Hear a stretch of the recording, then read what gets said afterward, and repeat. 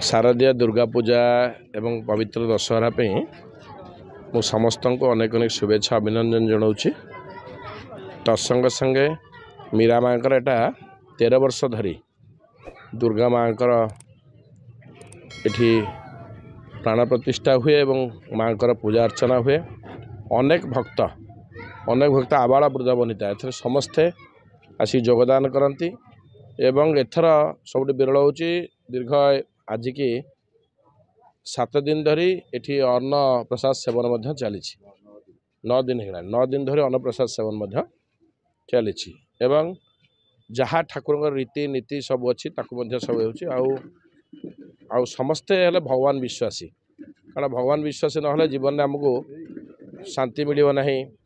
एवं आम सुस्थता भी भगवान को डाकुचे एवं परिवार सुखमय डाकुचे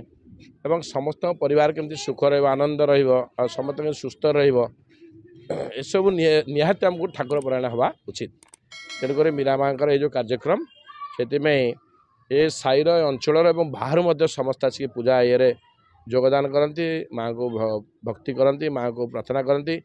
माँ को ठार शक्ति नहीं कि सारा वर्षक पुणी सब कम आगे जाती सुस्थता केमती रे भल रे खुशी रे माँ को प्रार्थना करती समस्त से ये खुशी रे सुस्थ भल रहा प्रार्थना करते